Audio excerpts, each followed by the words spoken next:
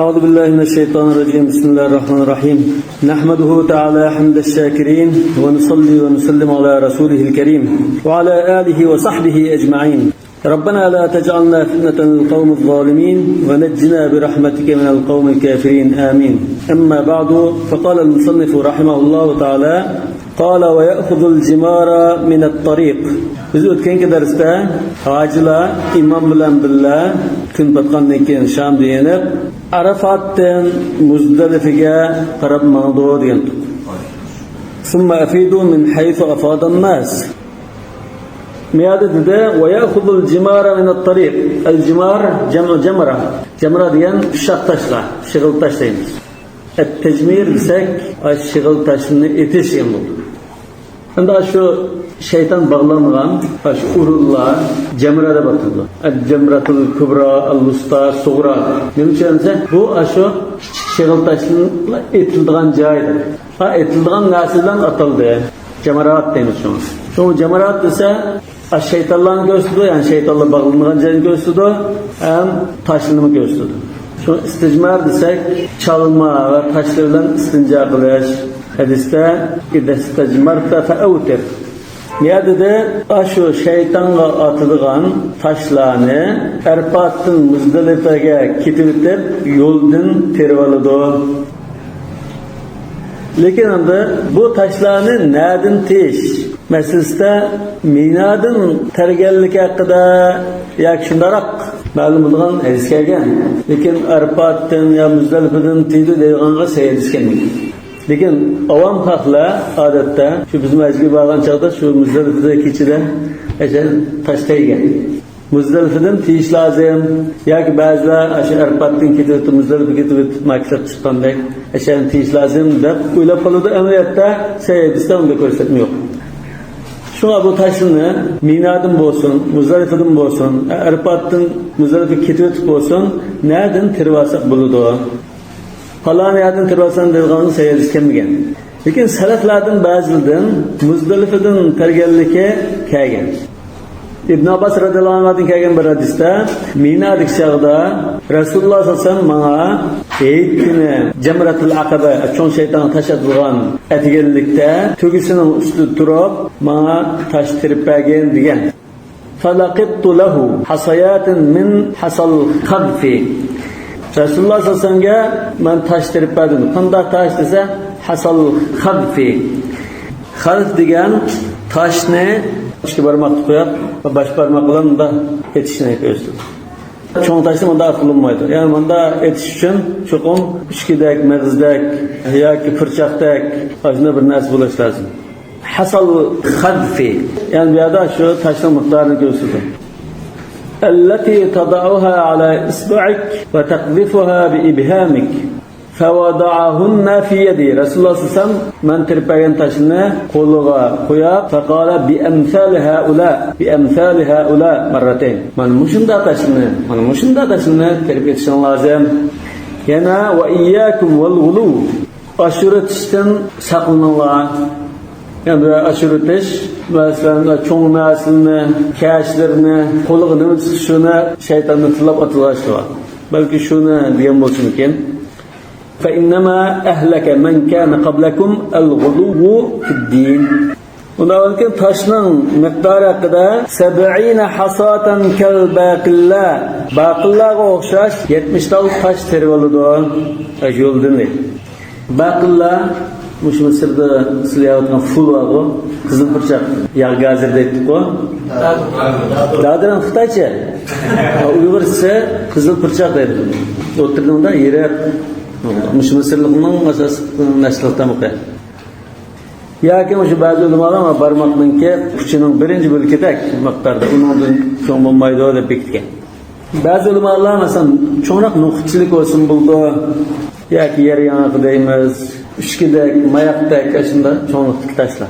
İmam Nevevi deydi o, وَلَوْ رَمَا بِأَكْبَرَ مِنْهَا اَوْ أَصْغَرَ جَازَ. Bunun çoğunlarını ya ki küçüklerini etip kalsa caiz. Lekin sünnet kılıp diyen buldu.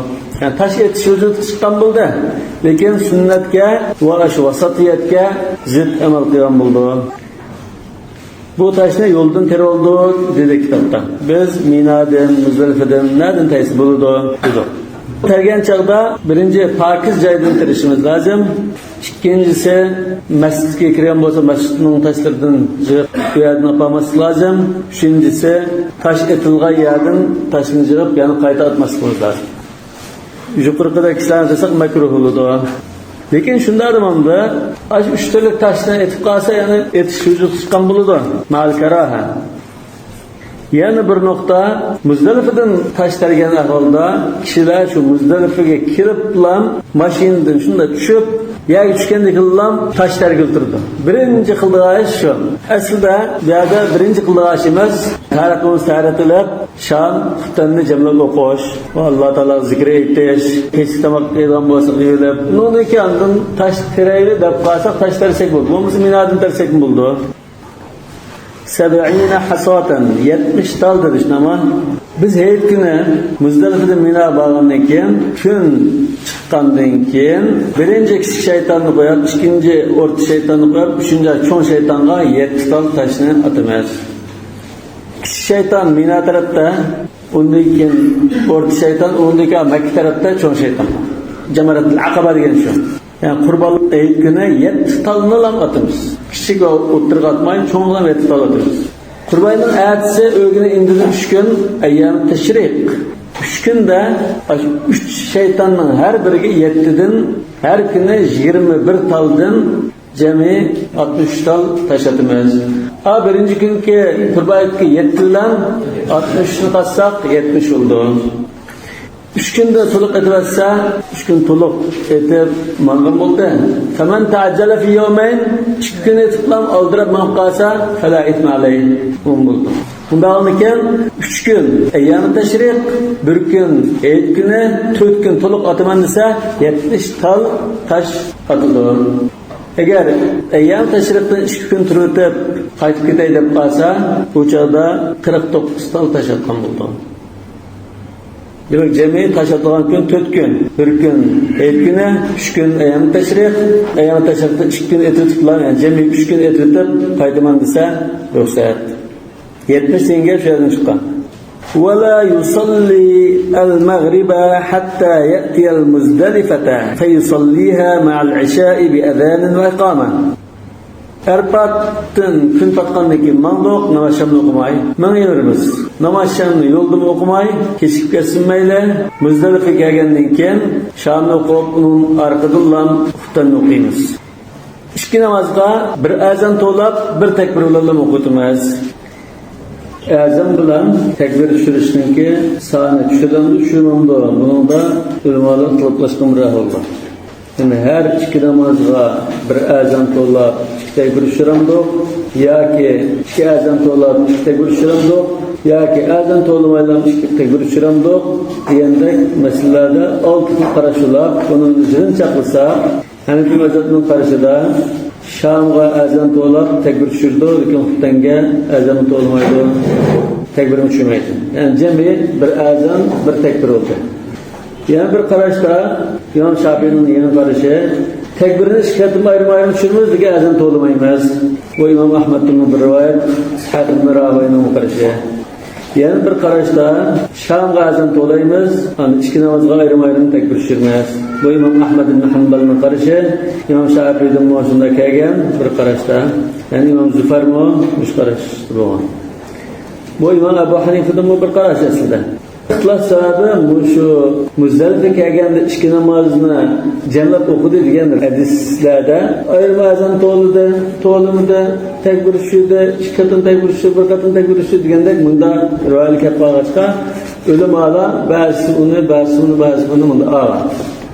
Mesela bir azan bilan ikki takbir tushirdi deb qaraganlar İmam Zufar va Ahmad ibn Hanbal degandek ulamolar Cabir radıyallahu anh'ın şu hadis-i tavil de bir neçetin parçalar okumadık ama kitapta. Aşağı hadiste bir edenin ve ikametin de kelgen bu açığa şunları diğen. Hanefi mazhab ulamaları İbn Ömer radıyallahu anh'ın kelgen hadislerini de diğen. Şunun başka hadislerini.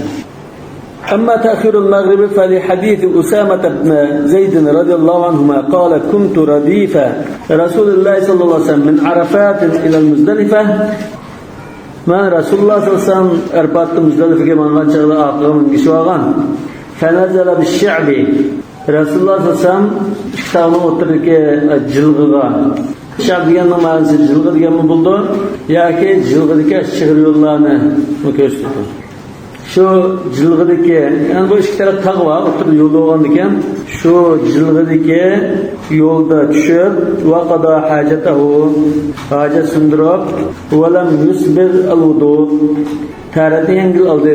Bak to'liq mukammal unda olmay, yengil taharat oldi. Faqultu ya Rasululloh as-salah. Ta'ta bo'lgan ya Rasululloh namoz o'qiyamiz deb namoz o'qildi. desem faqala as-salatu leysat huna namaz biadamas as-salatu amamak namaz aldığında yani bir rivayette al-musalla amamak muttefakun aleyhi hadis müşahedesinin ayıqda farakibe felemma ca'al muzdalife sonra Resulullah sallallahu aleyhi ve sellem tövbesini minip namazını okumasından tövbesini minip Muzdalife geldi nezele tövbesinden düşüp fatavadda'a ve asbagal vudu Muzdalife'ye düşkendiği kan tuluq mükemmel taharet aldı thumma uqimat salat fasallal maghrib namazı tekbir düşürgendiği kan tamamını okudu thumma anaqa kullu insanin ba'irahu fi manzilihi ama ilan tügüllerimizde özümüz turgan cayga çöktürdük thumma uqimatil isha bundayken Tengi tekbir düşürüldü, fasalla namazı okudu, ve lem yusalli beynehuma. İki namazın aralıkta başka namaz okumadı, nafile ya sünnet namaz okumadı. Bu Bukhari'nin lafzı. Hadis muttefakun aleyh. Bundan onken bir yerde sünnet oğlunu, şam namazını Muzdalife'ye bağlanan kadar okumazlar. Sünnet. Hatta şam namazının vakti çıkası mı, Muzdalife verip okuyamaz. Biz belki takvadarlık kılmanda inna salat kânet alamdığının kitabı mevkuda bu namaz şamlı vakti kessin o okumayı mündanım kılam tok da durursa bu Resulullah sallallahu aleyhi ve sellem sünneti değil. Cennet okuşları şamlı vakti çıktı yaptığını vakti kayıp okuyabildiğinde orada da adet seferde yani bir mezhepte cemlet namazı okuşu yok. Cemlet okuyan rivayet keldi o dese ya bu şekli cemligen ahval. Yani Şam'ın vakti çıktıydı. 5 minut tağan çalış. Şam'ı okup, yani Şam'ı okup sırada bir rahmetullah da turuşuğa tutanma vakti kirgendiken andın da vakti okuyan. Ve her ikisi öz vaktide okulgan, lekin görünüşte arıqma arıqma okugandık, bir vakti okulgandık görengen deydi. Yani bir mezhepte şu Arafat ile Muzdalife'de iki örüntülen cemlet namaz okuydu. Onun başka okuşlar hadis kep falan taktırmış şekli suri de kuraydı. Yani müşahede Muzdalife'de namaz cemlet okuyduğallıkta ittifak var. İcma. Resulullah'ın sünneti. Lekin bir yerdeki cemleş biz yukarıda minada kasır kılışını mesela Arafat'ta cemleşini nime sebepten de tahsil ediyorumuzda bu sefer üçün mü ya ki hac faaliyeti üçün mü kıyametli ölmalı tutlaşkan eğer sefer üçün de kalsak Mekkilik, Muzdalifilik, Arafat'lık kişi bulup kalsa tuluk okuydu diyen ama cemleme okuydu deyimiz bir şey lazım. Eğer cemlep okuş sefer üçün tep kalsak Mekke ahalisi olup kalsın ya şu etraftaki Muzdalife, Arafat, Mina'daki adamı bulup kalsa cemlemeyi okuydu deyimiz. Eğer bu hac faaliyeti için de kalsa Mekkelik ve Mina'lık, Muzdalifelik olup kalsa cemlep okuyurdu deyimiz. قال وأما الجمع بينهما بأذان وإقامة أن yukarıda Şam'la futanne bir azan ve bir tekbirle Allah'ım cemlep okudu diyen tok. Bunun delili fel rivayet Cabir radıyallahu anhu enne Nebi sallallahu aleyhi ve sellem feale kezalik. Resulullah sallallahu aleyhi ve sellem şunlar ki gâlet. Dikkat kısanla Cabir radıyallahu anhu'nun hadisi de fasalla biha el-maghribe vel-işâ'e bi-edanin vâhidin ve ikâmeteyn derkegen. Doğrusu Cabir radıyallahu anhu'nun hadisi Hanefi mezhepten ve kitap kelgen karışığı delilemez. Bu İmam Ahmed'nin ve İmam Züfer'nin karışığı. Delil bulalıydı. Kişinde esneme Bu Arap'taki ahval. Bu ikisinin farkı anında Arap'taki okuşta esir özünün vaxtida okunmagan. Esir burun okulgan. Hem yada Xutdan özünün vaxtida okuldu. Ali şanımı keçiktirip Xutda vaxtida okugan iken, Xutdan öz vaxtida okugan iken, bunu ayrım tedbir düşürüp bunda azan tolaş ketmeydi dep qaraydi. Bunda var ki meyadi kitapta rivayeti Cabir radıyallahu anh hadisi Hanif mezhebke delil bulanmaz. Eğer delil buldu diyen takdirde nime delil oldu? Azanla tekbir okudğanlıkla delil oldu. Çünkü bazı ulemalar azamı tolmaydı, tekbir müşirmayla okuyuverdi diyenler var. Şunu kartta delil oluşurken ya ki azan bir kıtım okuydu diyen delil oldu. Lakin tekbirin iş kıtım okuydu diyenge Hanif mezhebinin aleyhide delil oldu. Kitapta şunu yapıyordum. Batman aslı qarsanlar fasalla bihal magribe vel isha bi ezanin vahidin ve iqameteyn dedi. Nima uchun da Hanif mazhab Cabir radhiyallohu anhuning mushahadasini bir azan to'laymiz, bir tekbir tushiramiz, ikkinchi tekbirni tushirmaymiz deb turib bu hadisni ammada. Chunki buningga o'xshamaydigan boshqa hadislar kelib qolgan. Başka hadisler geldi. Mesela Ebu Eyyub El-Ansari radıyallahu anh hadisinde enne Nebi sallallahu aleyhi ve sellem salla binal magribe vel işâ bil Muzdalife bi ezanin ve ikame. İmam Tahavi ve İbn Abi Şeybe rivayet kılgan. Yani İbn Ömer radıyallahu anh'dan enne Nebi sallallahu aleyhi ve sellem cema'a beynel magribe vel işâ bi cem'in bi ikametin vahide. Nâs-i Müslim rivayeti. Lakin bir tekbir bilen iki namazda okudu diyen Seyyid İslam boğaçka Cabir radıyallahu anh'ınkini başlayan bolsa Hanif mazhab bir azam bir tekbir bilen diye rivayetini aldı. Mağısını da delimiz bakken, işkili sehiyken, nima uchun anamay mana aldınız, tercih kıygallıklarının delilini dese, Hanif mazhabda çünkü bir tekbir, bir azan bilen okuydu diyen rivayet bir nek sahabeden kelgen. At-tercih bi kesret ruva deymiz. Raviyla sani qarab, bir sahab rivayet kılgan qaranma, iki sahab rivayet kılganını almaz, ma igrasudur. Bu bir. İkincisi, bunu iğrastırdıgan yeni bir amil var, o bozma, xile köp sahabıldın mı? Şunda amel kıyarlık gelgen, yani amel-i sahabe. Mesela Hazreti Ali ve İbn Mesud radıyallahu anh'dan inne salatel cem'a yani salatel cem'a diyen salatel Muzdalife diyen bu. Cem'a diyen sözünü biz Muzdalife dedik ko. İnne salatel cem'a bi edanin ve ikame. Bu İbn Abi Şeybe rivayet kılan mevkuf hadis.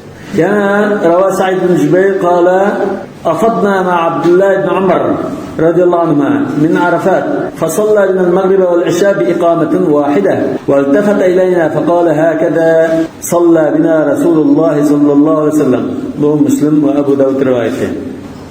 Yani ya Resulullah'ın rivayetlerini Cabir radıyallahu anh'ın hadisiyle tanıştı ama İbn Ömer'in uzun kıygaşı rivayetine rivayet dedik. Çünkü bir adı bir kaydı var. متى تعارض عن النبي صلى الله عليه وسلم خبران كان الذي وافقته عمل الصحابة أولى بهذا sahabe kiramlardan kelgen amel hadisden sırt artık boğaçka müşehir Resulü de Hanif mazhab müşün aldı. قال ولأن العشاء في وقتها أن مشن أربعة işkaten tekbir şuyken bir kadın tekbir şişirimiz dese çünkü bir yerde Xutdan öz vaxtida okuldu. Lekin Arapatda eser öz vaxtida okulmagan. Şama eserini biz peşin vaxtida süretken. Şuna Muzdalifada Xutdan öz vaxtida okulgaçqa fala hacata ilal i'lami bi vaqtiha. Onun vaxtını uqtirishqa hacetsiz. Yani azan to'lanmaydi. Tekbir müşhirilmaydi demek. Çünkü hamma kişiler İmam şuna turuplam namazı kulak qilgan bo'lsa, Xutdan götürdi deb o'ylaydim. Bixilafil asr yawma Arafa. Arafat kunidagi asr namozi unda emas, yani o'z vaqtida o'qilgan emas. Va la yatatawwa'u baynahuma. Sham bilan Xutdan oralig'ida nafl namoz o'qimaydi. Li'annahu yaqta'ul jam'a. Chunki nafl namoz o'qisa, ikki namozni jamlab o'qigan bo'lmay, oraliq berib o'qigan bo'ldi. فَاِنْ تَطَوَّعَ Eğer aralıkta namaz okup kalsa اَوْ اِشْتَغَلَ بِشَيْءٍ آخَر yani onundan başka bir iş ile meşgul bulup kalsa mesela keşke tamakını yeş diyendek اَعَادَ الْاِقَامَ tekbirini kayıtıdan şurdu. Yani huttengi ayrım tekbiri şurdu. لِأَنَّهُمْ قَطَعَ حُكْمُ الْاِقَامَةِ الْاُولَى çünkü başkasıyla meşgul boğandayken hatta sünnet namaz okusumu farzdan başkasıyla meşgul boğandayken birinci tekbirininki hükmeye toxtab kalgan yani tekbiri soyup kalgan deymiz biz. Tekbiri soyup kaldı deymiz. Tekbiri soyup kalgan oldu. İbn Mas'ud radıyallahu anh Sahih Buxarida kelishicha keyingi zamonlarda Amirul Hajj bo'lib, hajga imom bo'lib bag'ib vaqtida Muzdalifaga tushib, Shamni o'qitib, unga 2 rakat Shamning sunnatini o'qitib, undan keyin tushlik tomoqini yeb, ondan xutdan o'qigan. Onda ayrim takbir tushgan. Mana diqqat qilsanglar, Sahih Buxoriga Ibn Mas'udning rivoyati safarda sunnat namozini o'qisa bo'lmaydi degan rad. Safar sünnet namazı okuşuyor diyen karışıyor o. Mağaz Sahih Buxoriga geri var. İbn Mas'ud radıyallahu anh şu Kuf'dan geldi o. Kuf'dan kelib Muzdalifada Sham o'qib bo'lganiga 2 rakat sunnat o'qi. Yani sunnat o'qisa bo'ladi. O'sha rivoyatga asosan.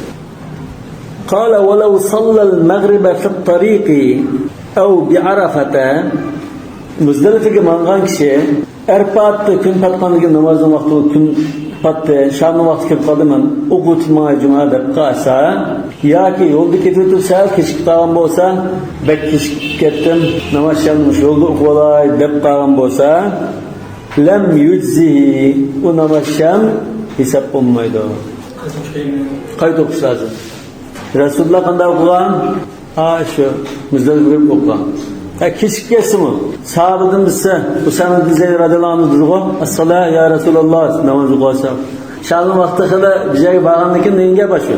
As-salat namoz o'qisa o'qtirsa, as-salatu amamak. Yoki al-musalla amamak. Namozda oldingda, namoz o'qigan joy oldingda turib, ya namoz o'qimaysan. Ya'ni bu shariat shunday demak. Shu ashadisdan ayrida ta'kidlab qo'ygan bir jumla intayin muhim. Mana va iyyakum wal ghulu. Yani çekten qat'i aşırsanmanlar, şu bekde qatlanlar. Fa innama ahlaka man kana qablakum al-ghuluw fi ad-din. İlgirigilarni mush ish halok qilayotgan. Shu shaytonga tashlatgan chaqdimi? Ishkidek, gulidek tashlasan bo'ldi, yo'g'on tashlanatib. U tashlani bizning beshig'idek yerishi mumkin. Bir vaqtda shunda xatarlikda tashlatgan joylar hozir ham misol xotirjam bo'ldi. Burun taşla teklif etdim. Yani bu şu namaz şamla vaktini çıkır ötüp aşın Muzdalifaga berip o'qishma bu şeriat aşında ko'rsatgan. Namaz vaqti ötekesin mayli musunnat deymiz. Rasululloh sallallohu alayhi vasallamning sunnati bu şu deymiz. Yerdan da sunnat kelgan bo'lsa aynan ibodat qilish. Al-ibadatu bima shuri'a. Bu bakmayman. Amal salih bo'lish uchun sog'lom bo'lsa shariatga muvofiq bo'lish lozim. İxlos bo'lish lozim. Yani bir mazhabda mana ko'p ulamolar shuna qaraydi, bir mazhablar emas. Yo'lda yani bizlarga bormay turib, shamni o'qitib qolsa, o hisob bo'lmaydi dedi. Yani lam yuzid deganning ma'nosi sen qayta o'qishing kerak deydi. Ve qala Abu Yusuf rahimahullah yujzihi. İmam Abu Yusuf rahmatullohi alayhi Shamni gadidan saqit qildi o'qiganligi. Qayta o'qimsin bo'ldi. Yannahu sallaha fi vaqtiha. Chunki bu kishi Shamni o'z vaqtida o'qigan bo'ldi deydi. Inna salata kanat alal mu'minina kitaban mawquta. O'z vaqtida o'qidimi? O'qidi. Ana mush masalada, ya'ni Shamni cho'qim shu Muzdalifaga borib o'qimasang bo'lmaydi degan masalada İmam Abu Hanifa rahmatullohi alayhi Sham bilan xuttanni Muzdalifaga berishdan burun o'qib olsa, qayta o'qish lozim deb qaraydi. Bu xuttan vaqti kirishdan burun bo'lsin, xuttan vaqti kirgandan keyin bo'lsin, o'xshash. Bundan keyin Muzdalifaga borgandan keyin ikki namozni qaytalab o'qiydi. Faqatlamamda tong kichikgina vaqt qolgan bo'lsa, qisilib qolgan bo'lsa, so'g'irliq vaqt bo'lib qoldi. Tong atay deb qoldi, biz Muzdalifaga berib bo'lamiz. Shamni shar o'qilsa. Shu chaq qisilib qolgan ahvolda shu chaqda Muzdalifaga bormay turib, Shamni o'qiysan mayli. Mush ahvoldalar Muzdalifaga borgandan keyin qayta o'qimaysa deb qaraydi. Sufyan Savri'nin şunda qaragan. İmam Malik mu Muzdalifa'ga berishdan ilgari uzrsiz zaratda o'qimaydi. Cho'qim Muzdalifaga berib o'qiydi. Uzrlik bo'lib qolsa mayli. Yani Abu Yusuf ve İmam Şafii ve Evzai bular evzel bo'g'ini, sunnat bo'g'ini Muzdalifada ishki namozda o'qish jamlab.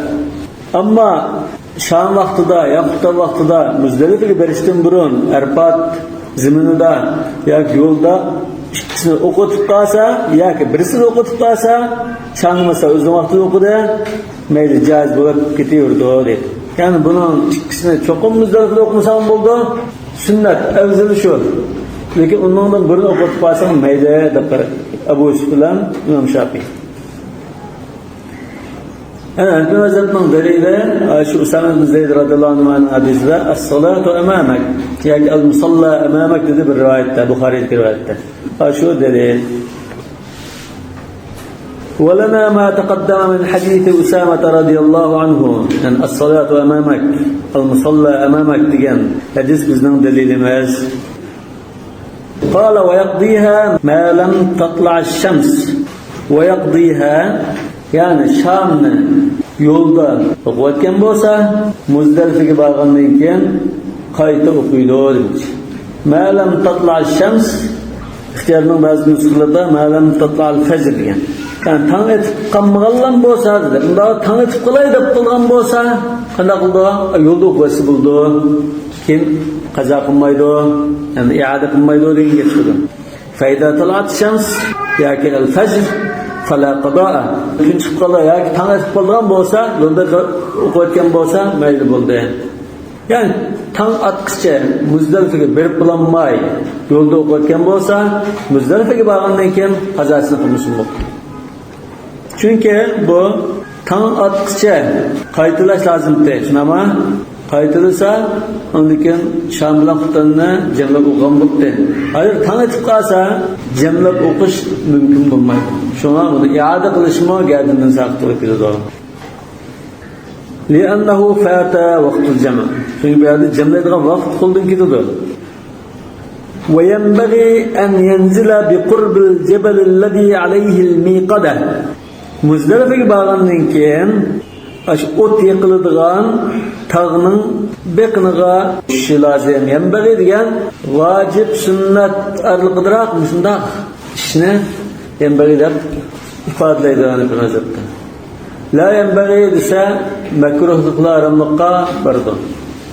Li'annahu sallallohu alayhi vasallam waqafa hunak. Çünkü Rasululloh sallallohu alayhi vasallam aşı joyda turgan. Bu miqada Quzah tığının üstü. Nima uchun miqada deb atalgan? Chunki jahiliyatda bu tağning üstü yuzaga o't qolaydi. O't qalab masalan bu Mash'arul Haram mana. Deb o'sha ajlar belgi qilish uchun. Keyin Harun Rashid zamonlarida cho'g'ini Sham yutilgan bo'lgan. Shamni. Rosa unda o't chiqdan. Aslında belgi qilish uchun o'qigan bu. Yani şu Quzah tağı el-Mash'arul Haram şu. Yani Muzdalifa'daki şu emmeden bildiğin tağ bu tağda yoki şu tağның beqinda mescid var. Tazir mescid var. Ayette dilg'o فَإِذَا أَفَضْتُمْ مِنْ عَرَفَاتٍ فَاذْكُرُوا اللَّهَ عِنْدَ الْمَشْعَرِ الْحَرَامِ. Arfat'ın şundalan vurrudu kuyulup mangal vaxtınlarda Meş'aril Haram'ın qeşida, Quzah tığının qeşida Allah Teala zikr etenler dedi.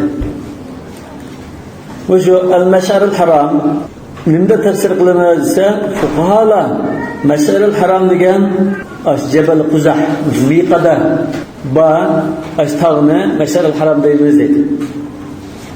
Mufassirlerin köpçülüğü ve tarihşünaslar, siret ulemaları ve hadis ulemalarının köpçülüğü Muzdalifa'nın hemmisini Meş'arul Haram'dayız. Yani el-Meş'arul Haram diye Muzdalifa kulluha bunda tefsir kılıyor. Yani böyle işkil karşı el-Meş'arul Haram'ın tefsiri. Biri fuqahala köpçülüğü esasen bu Cebel Quzah. Lakin haca Cebel Quzah'ın bakımı kelip şöyle türde o dedi. Köpçülük Mufassirlar el-Meş'aril Haram ay Muzdalifa'dan ibaret emmesi. O tağı olsun, tağının bakını olsun, ya matrap olsun. Bir tarafa Erpat kadar, Erpat'dan Nemire kadar, yani bir tarafa Mina Bağmaytır Vadi Muhassir kadar. Şu arlıkların hemmesi el-Meş'aril Haram bulduğu dep qaraydi Cumhur mufassirlar.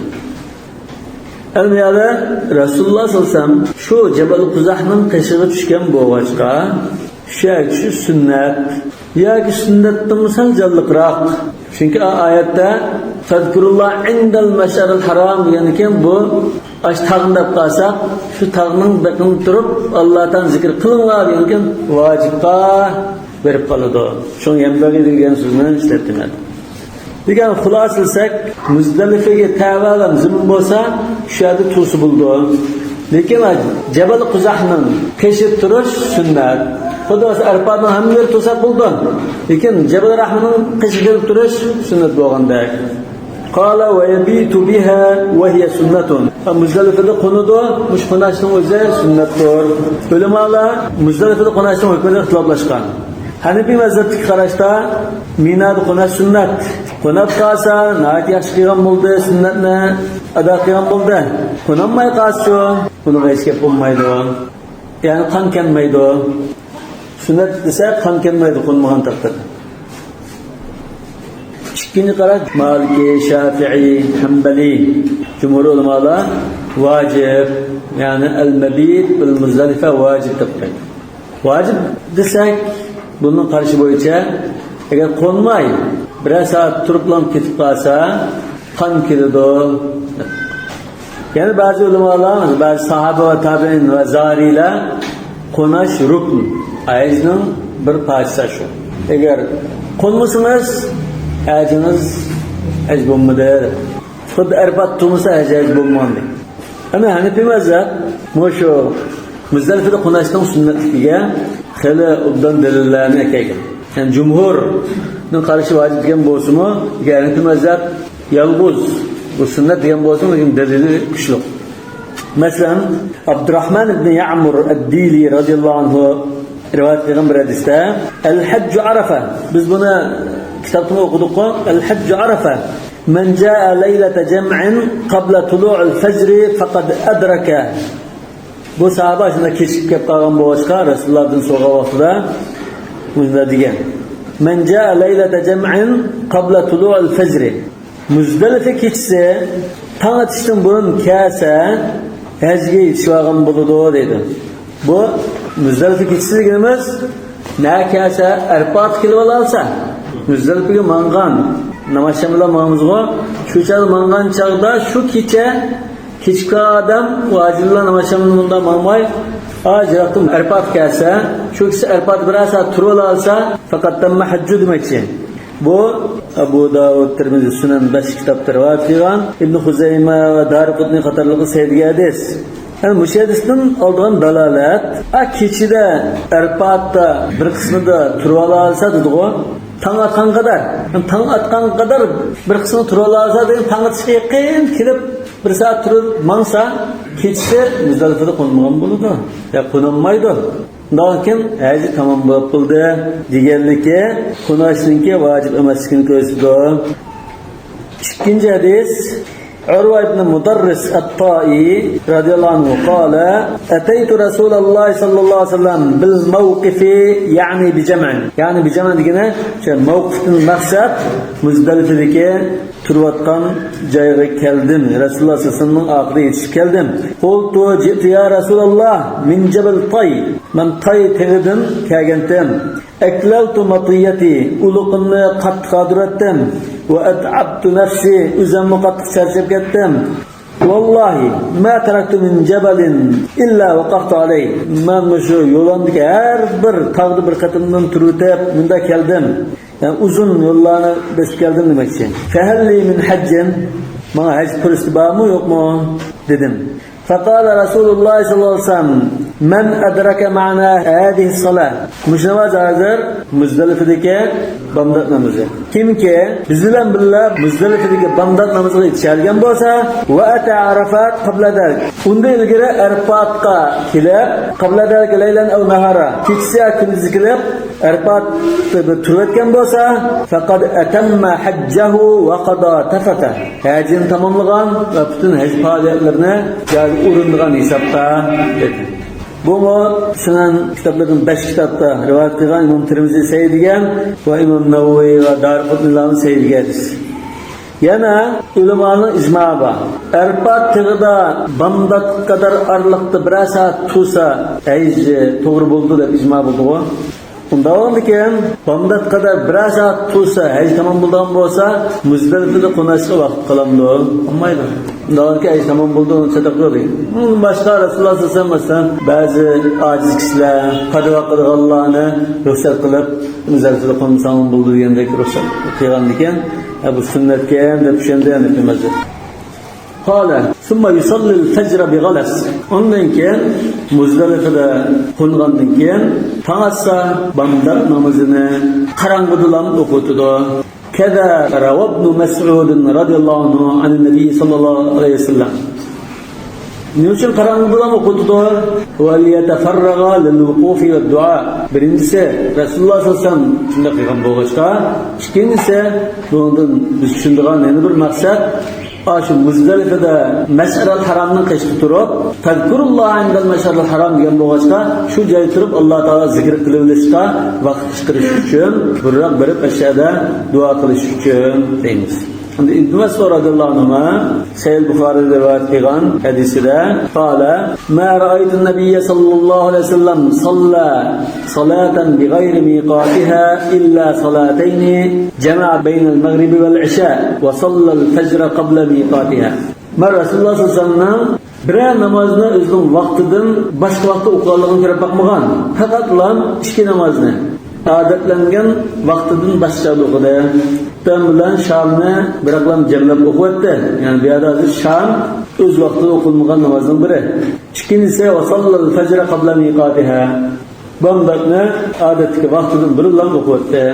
Yana İmam Buxoriy sahih rivoyat qildi an Abdurrahman ibn Yazid qala kharajtu ma Abdullah radhiyallohu anhu. Man Abdullah ibn Mas'ud radhiyallohu anhu bilan birga Makkaga chiqdim. إلى مكة ثم قدمنا جمعا من كم Muzdalifga keldik فصلى الصلاتين عندن ابن مسعود رضي الله عنه ikki namozni o'qidi Sham bilan Xitoydan kulla salatin wahdaha har bir namozni ayrim o'qidi bi adan va iqama har bir namozni bir azan va bir takbir bilan o'qidi wal asha'a baynahuma arliqda kechki tamoq qildi ثم صلى الفجر ondan keyin Bamdod namozini o'qidi. Hina tala al-fajr Bamdodni tong atgandan keyin o'qidi. Bu tong atgandan keyin o'qidi deganligi ilgirgi hadisda salla qabla miqatiha degan odatda o'qiydigan vaqtidan burunroq o'qidi deganni ko'rsatdi. Qailun yaqulu tala al-fajr va qailun yaqulu lam yatla al-fajr. Tong atganda o'qidi, lekin ba'zi kishilar yo'q tong atdi desa, ba'zi yo'q tong atmadi deb qoldigan vaqtda shunda da'vatdan bir chog'da o'qidi. Summa qala inna Rasululloh sallallohu alayhi vasallam qala inna hatayn as-salatayn huwilata an vaqtihima. Ash ikki namoz o'zining odatdagi vaqtidan o'zgartirilgan. Fi hada al-makan mush joyda al-maghrib va al-isha mana Sham bilan Xitoy. Sham vaqt o'zgartirildi degandek. Kechiktirildi. Fala yaqdamun nasu jam'an hatta yu'timun. Shunga kishilar Muzdalifaga Xitoydan bo'lgan qadar kelmaydi. Ya'ni kelib qolmaydi shunama. Shuna bo'lg'achqa namoz shamni o'qimay Xitoy vaqtlarda andin Muzdalifaga keladi hajlar. Wa salatul fajr ikkinchi namoz Bamdod namozi hadihi sa'a. Bamdod namozi bo'lsa mana shu vaqtda soat o'qiymiz dedi. Summa waqafa hatta asfar. Andin shu Mash'arul Haromda shu tog'ning tuyida turib, tong yo'rg'on qadar duo va zikr va talbiya bilan turdi. Ma kitobda Ibn Mas'ud radhiyallohu anhudan rivoyat qilingan daf'oliki hadisni kelmagan biz hadisni kelib qo'ygan bo'ldik. Yani bunda sahih hadislarni biz darsimizga kitobimizga kirgizsak, dars sharaflangan gap. Kitobimiz sharaflangan Rasululloh sallallohu alayhi vasallam hadislar. Boshqa hammaga qilib Rasulullohning hadisini kelmay, hadisida kelib qolgan deb o'tib ketsak, bo'lmaydi. Qala ثم يقف بالمشعر الحرام Tazkurullah indal mash'aril haram degan bo'lg'achqa, bandat namozni o'qib bo'lgandan keyin Muzdalifadagi tog'ning qishida turdi. Tog'ning qishida bo'lmasa-mu, tog'ning qishida turish afzal. Uning boshqa Muzdalifaning qaysi joyi tursa bo'ldi dedi. Al-mash'aril haram Muzdalifa yoki ashta. Bu yerda Mash'aril Haramda turishning hukmi degan masala chiqadi. Yuqorida Munozatning qarshida Muzdalifada qo'nash sunnatidir. Lekin mishaz bir turib Allohdan zikr qilib o'tish vojib. Boshqasini ayirmasa bo'lmaydi. Qo'nashning hukmi sunnat. Ana ashad zikr uchun birdan turish vojib. Mesela birisi Erpat'tan Muzdalifaga kirmaylamsizda aylanib Minaga ketib qolishon bir qo'y qan keldi deydi. Lekin Muzdalifadan unda o'tib ketib aldirmay piyoda mangdi yoki mashina bilan mangdi. Bunda o'tib ketishon bu turish vujud qilishda ashada buning puti yoki shu jismi shu Muzdalifada bo'ldimi bo'ldi. Turmi turdi. Qo'lmusimi qo'na sunnat degan ekan qan kelmaydi deymiz. Mash'aril Haramda tudi bu. Lekin Mash'aril Haram kelmay boshqada oylik Muzdalifaga ketib qolsa vojibni tark qildi deydi. Bu ikkisini da ayıraymiz. Yani şu hajninki vajibatlarining bir parchasi bu. Bunda asosan to'rt mazhab ittifoq. Ba'zi mazhablar sunnat deb qo'yish mumkin. Ayatdan da fayda fatum min arafatin tazkurulloh indal mash'aril haram degan bo'g'achqa Mash'aril Haramning qishida Allohdan zikr qilish uchun o'sha odam ashar bo'lishi lozim. Ya puti dastlab baqma ya mashina ustida bir baqmasa u yerda zikr qilinmaydi. Bu nima ko'rsatadi? Vojib. Tazkurulloh indal mash'aril haram. Mash'aril haramda Muzdalifada ya tog'ning qishida Alloh taolo zikr aytinglar ekan, sen asharni zikr etishdan asharda bir turishing lozim degan bir buyruq vojibni bildirdi.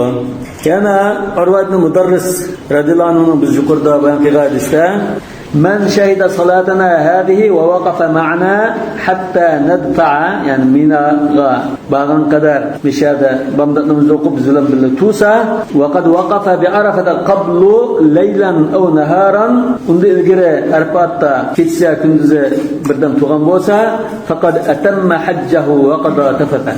Lakin müşahidesinde bizden billah namazını okup mina ketken kadar tuğan bolsa yani müşahid turuş bir xil vacibin göğsüdü.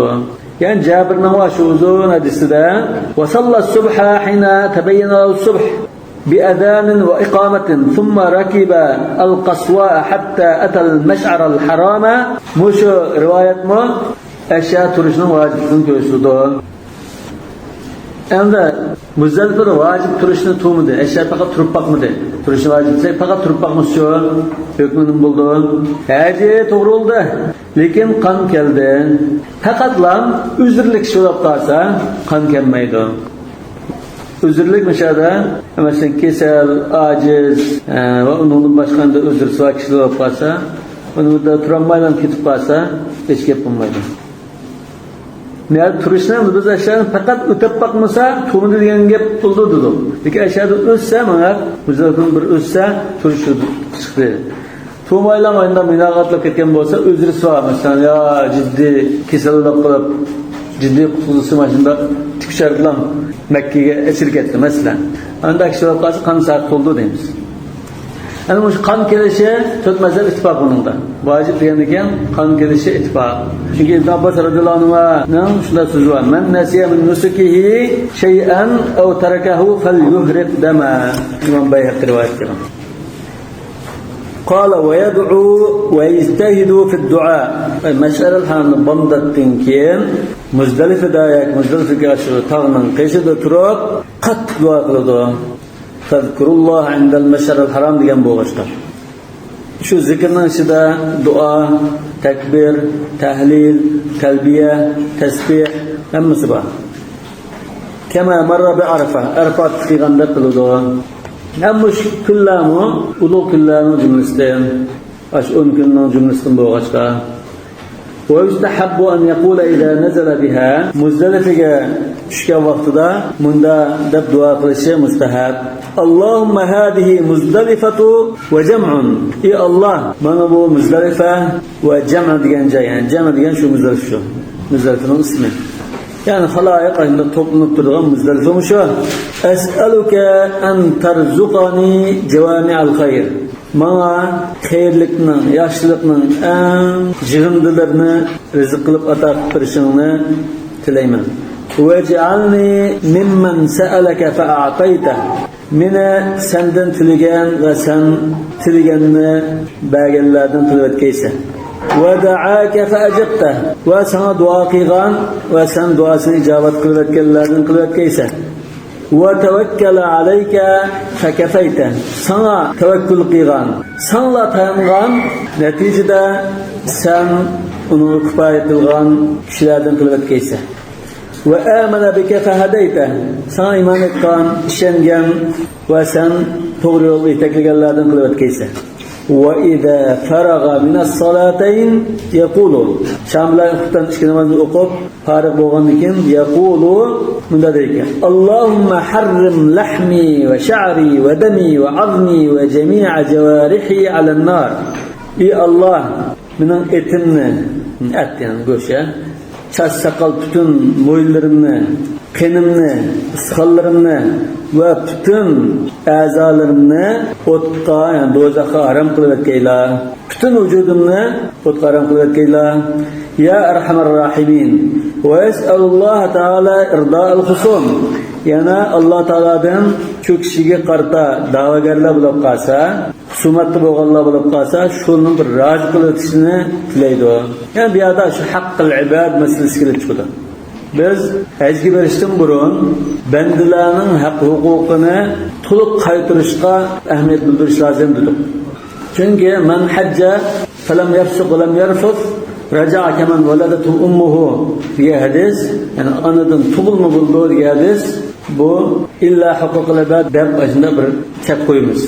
Şuna Allah Teala'dan şu davagarlarını men de hakkı kalan kişinin bir xil usulda bir razılık kılgan kılvaslar tilaydi. Yani özü razı kılınmagan bolsa, ularning haqqini qaytarib kılınmagan ahval bolsa, şunun razılık kılgan bir işni muvaffaq qilsalar. Mesela o kişi azı ketkendan keyin onun haqqı egilari bo'ptan bu o'titay deb ko'ngliga sağsılar degandek. فإن الله تعالى وعد ذلك لمن طلبه في هذه الليلة. Çünkü Allah Teala muş keçse aşında davagarlarını razı kılıverseler de tilegen kişiye tiligini icabet kılganlığı vaadi qilgan. O aziz rivayetde kelgan. Erpatda dua qilganlarni dualarını icabet qilgan chog'da Allah Teala ben hem günahımı mağfiret kılıverdim. Fakat lam aranglardaki bir-biringlarning haqqının sirtida deydi.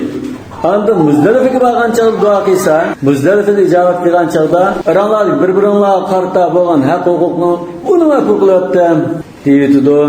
Ya ki aşınımı insanlar ütüzdüğün şekilde, geldiğinden şükrettiğin şekilde bir urlaştırdı Allah Teala. Diyen mezmunda acıra kadisi kelgan. Şunu demek. ويستحب أن يقف بعد صلاة الفجر مع الإمام ويدعو Biz yukarıda turuşun özü vacip dedik ama en veya dikkat kılsana imam bilen birlikte turup bandattin keyin dua ve zikir kılışı müstehab dedi. Es ayetnin olmuşsa bu zikir kılış vaciptek bir mana. Fezkurullaha. Lekin turuş yanda zikir kılış için turuş şarttı. Yani tuğması zikir kılınmaz ya. Şuna vacip dedik ise ama zikir kılış ne müstehab. Eşyada zikir kılışın vacip desek ayetlerimizde beklek şudur. Namazdan bundan bir zikir kılar. Yani namazdan ve banda şu namazın özüne zikir desek mi? Şudur. Dikkat yani namazda ya da hazır namazdan keyin imam bilen bildirip dua kılışı müstehab çünkü fazkurullah indel mesela hamdülillah ma. Çünkü namaz okuldu bu. Zikir tamam bırakıldı diye manada gelsin diyen bu iş. Fazkurullah diyen yani namazın başka.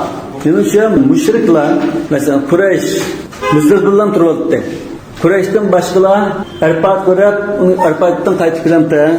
Arpat'tan kaçıp geldi bu Müzdalife turulağın Hümmus bilen şirişti. Şu çağlandan hem şirişkan çağda biz falanı cemaatinin balları ben özünün aşı atı boğularına olanın kıygan işizlerine nımkılıp bunda küranlaydıgan bir baktı. Olam da bir yerde Allah Teala zikir kılanlar atı boğularına bunu ummaydı. emre ayetidir o. Fezkurullah kezikri abaikum ev eşedde zikra. Emre ayetidir o. Yani Allah'ın zikri kılınlar. Atı boğullarınlarını, bizim falanı, kavim cemaatin, bizim atı boğuluruz, onun başına kıyganda fakirliğinden, cahiliyeden uğurlarına mağaz diyen mezmunu suçun. Hem Resulullah sallallahu aleyhi ve sellem bundan onu okuğanın iken meşahede turup, alem yurgan kadar dua ve zikri tutuğan. ويستحب أن يكبر ويهلل ويلبي ويقول مش موقف tutuğan çağda tekbir edip, tahlil edip, telbiyat olap, tesbih edip, turşu müstehab. Muşuna mezmunda dua kılıdı o. Allahümme ente hayra matlub. Ki Allah sen talep kılınğanlarının en evzili. Ve hayru mergubun ileyh. Aldık berildiğan, yüzüldüğanlarının en evzili. İlahi likulli vafdin caizetun. Ki ilahim her bir kâgen kişi için bir mükafat var, tartık var. Vakira bir ziyafet mi var? Nihmen ziyafeti. Fec'al caizeti ve kiraya fi hâzel makami en teteqabbale tevbeti. Muşu urunda minun mükafatını ve ziyafetini tevbemini kabul kılıştın ibaret kılıvetkeyla ve tetecaveze an hatiyeti günahlarını mağfiret kılıvetiştin ibaret kılıvetkeyla ve tecma'a alel huda emri barlık işlerini hidayet üstüde kılgayla ve tec'alel yakine minel dünya hemmi dünyadan sap ve sağlam keskin iman bilen çıkışını bütün dikkatim kıygayla, bütün ümidim kıygayla. Allahümme erhamni ve ecirni minen nar. Ey Allah bana rahmetli isla ve beni dozaktan panalandısla. Ve evsi aleyye rizqal halal ma kan rizq birvetkeyla. Allahümme la tec'alhu ahiral ahdi bihâdel mevkif. Benim muşturuşumda, muşcayda آخر قتن ترشق ومثلا يعني تلشك نسبك إسلام وارزقنيه أبدا ما أحييتني من حياة لم خلدك الله قيد كلشك نسبك إسلام برحمتك يا أرحم الراحمين آمين Muşunda ve muşunga okşuz duanı kıldı. Biz ötken diyendek bu Mina Arfat Muzdalife'de azlan bir kısım dua Resulullah sallallahu aleyhi ve sellem kelgen tağıldıran mesela keng koyutilgen ihtiyari dua şu salaflarımızdan, ulemalarımızdan kelgen dualarını tezi buldu. قال والمزدلفة كلها موقف إلا وادي محسر Muzdalife'nin hem bir tusu buldu. Cebel Kuzah'ın kaçtırış evzel onun başka tusu buldu. Fakat lam vadi muhassir tus bulmayılan cari. Çünkü bu Muzdalife'den emez. Ve kavlihi sallallahu aleyhi ve sellem el-Muzdalife'tu kulluha mevkifun illa vadi muhassir. Muzdalife kitaba emez. Eğer batni muhassir'da turup kalsa Muzdalife tuğan bulmaydı. روى نافع أن ابن عمر رضي الله عنه كان يحرك راحلته في بطن محسر كقدر رمية بحجر. Bir taşını assa itibariyle şu aralıkta 50 metreden 100 metre kadar aynı aralık buldu. Şu aralıkta İbn Ömer radıyallahu anh Muzdalife'de Mina ketip atkan çağda şu aralıktan şu Vadi Muhassir'de ötken çağda uluğunu dirtdi. Tıs. Ötep tirişti. Bu muvattada biz okuduk. Bu seyyad istemüşlerken Resulullah'ın suyatını tiz ötep ketken. Şu Cabir radıyallahu anh'ın uzun hadisi de Sahih Müslim'deki hatta ata batna muhassirin faharraka qalila. Batna muhassir kelgen çağda sal tizletti. Yana İmam Tirmizi rivayet qilgan ve Şeyh Albani saydigan bir hadisde Cabir radıyallahu anh'dan keldi. Enne Nebiy sallallahu aleyhi ve sellem avda'a fi vadi muhassir. Resulullah sallallahu aleyhi ve sellem şu vadi kelgen çağda tizrek çaptıgan. Yani bu hadiste, kitaptaki hadiste ya tuzan bulmayı diye mazmun çıktı. Ne için tuzu bulmayı demiş için tizme ötep ketildi o için? Çünkü bu cayda kafirlağa azap düşken cay. Bazı ulemalar şu Tayran Ebabil Ashab-ül Filne bombardıman kıygan cayda tahlil kıygan. Yani bazılar bu yada Hristiyanlar hecgi kelgen çağda Vadi Muhassir Türk'te. Yani biz Müslümanlar ehli kitap karşı kafirlik, müşriklik karşı iş tutulan bu ağaçka bu yerde okşap konmayalım. Yani şunda tutsak Ha, burun ahli kitap okşap kalma, dep ya tuman diyen mazmun çıkıyor deydi. Bazı bir rivayette bir kişi şu cayda o oğulganlık için asmandan bir ot düşüp küydürü tutken. Şuna vadinler dep matın tutken. Şuna Samud ve başka kavmine azap düşken kavmine diyarı bağlan çağda Resulullah veya kirmanlar sizge mi aşılı düşken azap ketken musun? En kirsanlar meğer jığılgan azap kiranlar degen. Çünkü yerden turup kalsa almadı sen de ona bırınkıdak bombardıman bulup gidip kaldı. Azap çıktı aşk bulup kalışı mümkün. Mesela batna oranadı tuzu olmaydı olsa bazı olmadı da şeytan körenge yattı bu. Şuna tuzu olmaydı da şunu okşaşım. Muhassir, nima uchun muhassirga batilgansa, şu çağda şu pil, aşula eşyada to'silgan, yoki shuyada shunda bombardiman qilingan bo'lg'achqadir. Vallohu a'lam bis-savab. Subhanakallahumma bihamdik, ashhadu an la ilaha illa ant, astaghfiruka va atubu ilayk.